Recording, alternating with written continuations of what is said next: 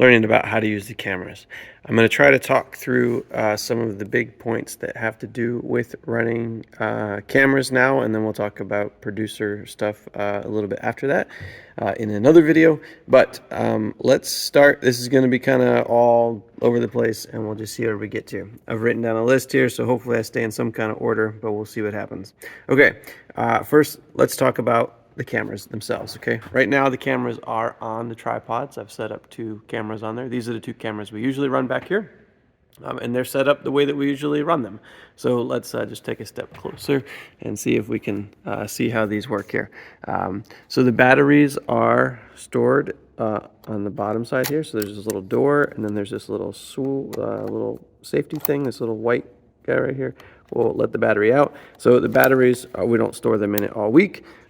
We store them on chargers, and the battery charger's over there. You know where you used to do lyrics, and you probably already know that. Okay, so batteries are over there, so we always want to make sure we have fresh batteries in there. You can look on the camera, and there's a couple places to see what's going on with the battery, but this is one of them. This little thing right here says the battery's full, so that's good. That's what we want. Okay, so that's batteries. That's the first thing. The on switch, and so all the cameras are the same, so all the buttons and everything are in the same spot. The on switch for the camera is this little slider right here, so I'm going to slide it off. So now the camera is off, and then I turn it on, and the camera is on.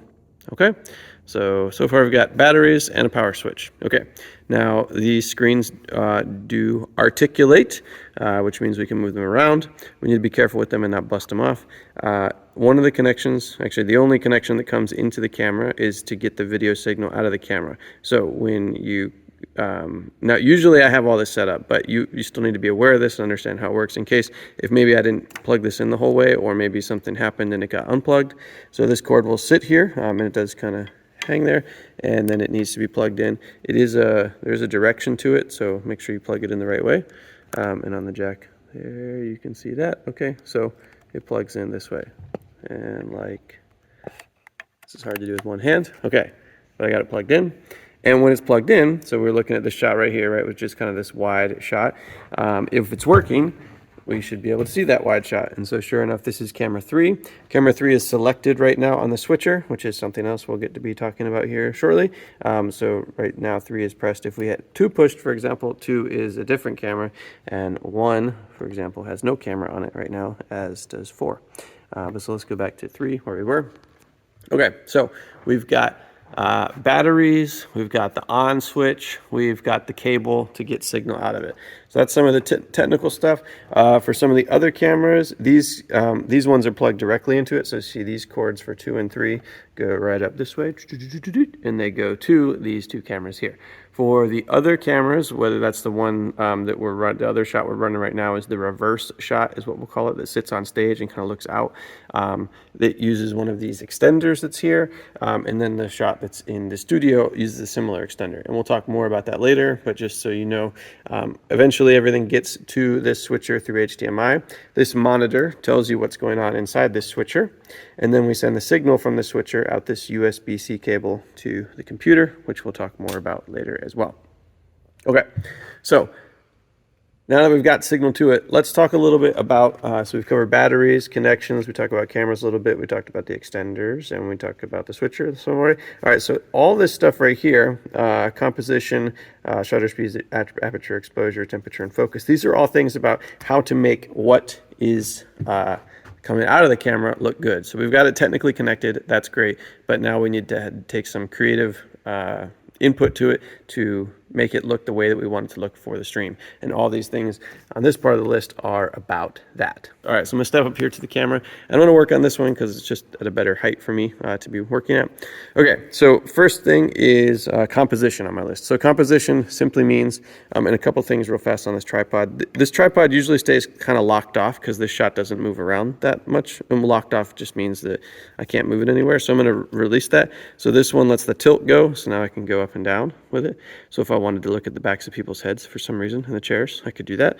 And then this one is the rotate. So now I can rotate and tilt and do all that. Okay, so again, we don't usually do that with this particular shot, but it's easier for me to reach than this one over here, which we usually do to follow Matt around as he's preaching.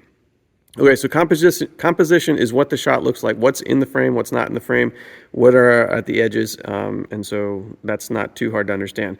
For this shot in particular, this wide shot, now, scooching over here a little bit, the lens that's on here happens to be a zoom lens, so you can zoom in and zoom out if you rotate this ring, and so I'll come back here and show you what that would look like, right? So I can zoom out and I can zoom in, as you see there.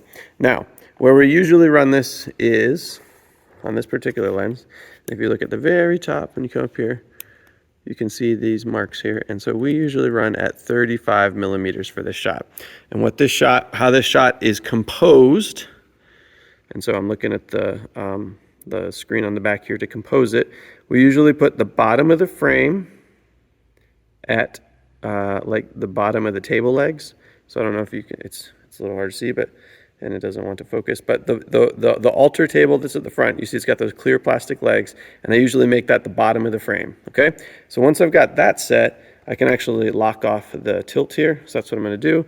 Again, this video sucks because I'm doing all this one-handed, but bear with me 1 second, and I'll get it set, and then I'll show you what I want it to look like. So, right about there. Okay, so you see how the bottom of the frame, sorry, let me get my finger in here. You see how the bottom of the frame has the bottom of the table in it. Perfect.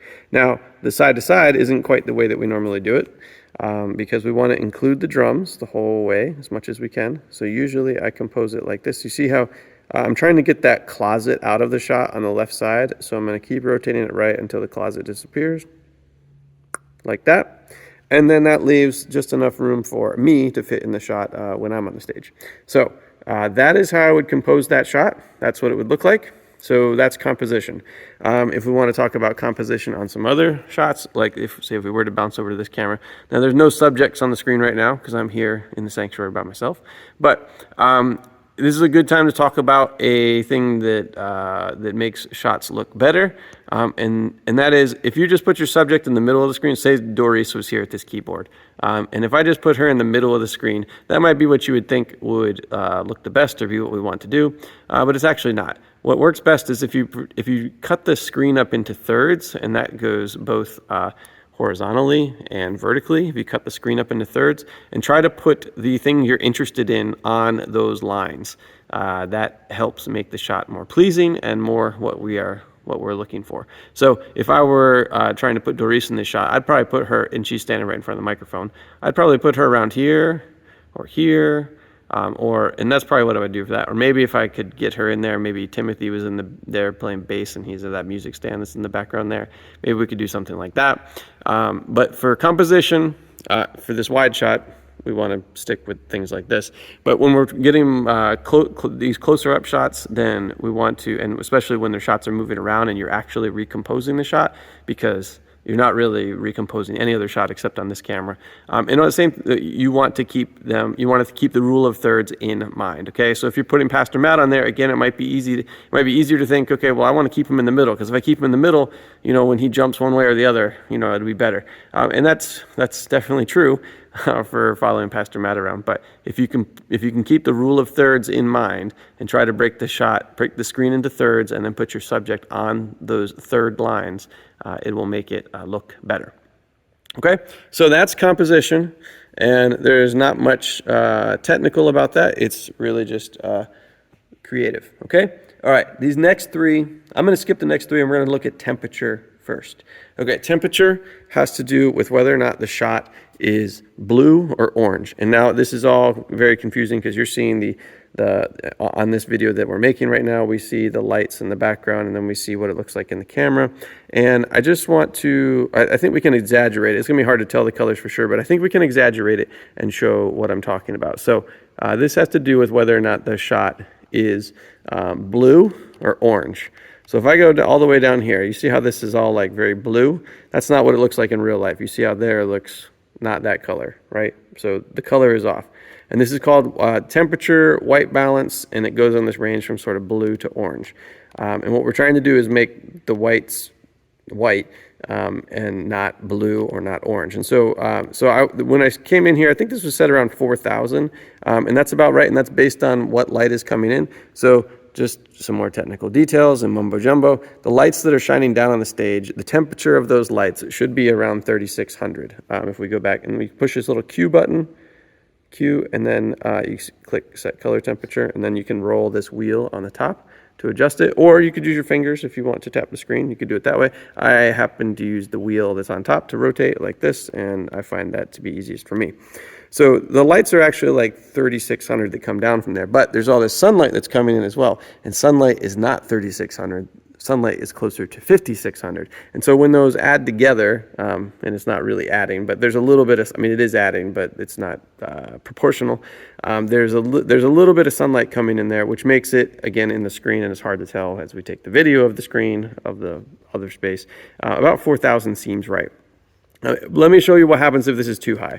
Right, if you go too high, just like if you went too low, it was blue. If you go too high, it turns orange, right? And so this right here on the screen right now is not an accurate representation of what out there looks like. This looks like we're on Mars or something like that. So usually you're going to be between, in this space, you're going to be between 3600 and 5600. All right, okay, so 3600 and 5600. But we'll start around, I think 4000 right now makes sense. Again, when we go over this in person, it'll make a lot more sense and seem more logical, or whatever. You'll be able to understand it better when you can actually see it with your eyeballs and not through the camera's eyeballs. Okay, so that's temperature. So that's something that needs to be set. Usually you can set and forget that. And so like on a shady day outside when there's not as much sun coming in from out there, it's going to be closer to 3600 like everywhere because all the lights in here are 3600. But if there's more sunlight coming in and on a bright sunny day, then the number might need to go up. And it depends a little bit on where you're at and what you're focusing on, right? So this is a wide shot, so it has the 3600 from the lights, and then it also has the sunlight coming in. This shot over here is mostly going to be made up from light that comes from the light above, right? There is some sunlight that comes in too, but it's mostly that. And then for the reverse shot that we do over there, it has mostly sunlight actually, because it's staring at these windows over here basically just backwards, and all that light comes in and puts that color cast on it. And so we need to set the camera accordingly. So some of this is so that it looks natural and so that it switches between each other, right? If we have one camera set to this color, and then we have another camera set to this color, when we switch between them, it's going to look really weird and awkward for the viewer, okay? So some of that's to make the cameras work together to look good as we cut between the different shots. So I'm going to leave this here at 4000 again. Okay, so that's temperature. All right, so now let's focus. Focus is an easy one to talk about, and it's easiest to do on this camera actually to show, because it's the one that you'll have go out of focus the most. And that's because it will choose, so it does have autofocus and it looks for faces, and there's no faces on the screen right now because there's nobody on the stage. But let's see if I can still get it to do something that I want here. So if I wanted to focus on this, I'm sorry, this is again because let's do this, like if I'm trying to do this all one-handed. Okay, so you see I've focused on this chair and it drew that little box around it, and then it made the background blurry because it's not focused on that, right? But then if I click on, say, the music stand, now the music stand or the chair back there is in focus and the other thing's not. So you can tap on the screen to focus and it'll try to put a dot around it. Again, it looks for faces, so if you tap on a face, it's almost certainly going to find it, and then it will focus on that thing, and if you move around, it will stay on that thing. Right, so and if that thing is Pastor Matt's face, then it will try to track around along with that. So that's how you do it, though. You tap on the screen and you set your focus. Okay? Okay. The last one, which has 3 words, which you may or may not know, and that's shutter speed, aperture, and exposure. We've made some changes recently, like a few minutes ago, where we're going to change how this works, and hopefully it becomes more automatic and doesn't require anyone to actually do anything for it. So here's the important things though. So your shutter speed is right here, it's displayed right here, and your aperture is right here, and then your exposure is this one over here, okay? So the shutter speed is 1/50th, and that's what it should always be. Because that's what makes it look right with all the other details about how we do the stream. So 1/50th is what it should be. Now, if you were to come over here and there's nothing else going on the screen, and you were to bump this knob up here, if I bump that, watch how that changes, right? And so that would be incorrect. So you want it to be 1/50th. And you might be able to, you probably won't be able to tell over this what it looks like when it's wrong.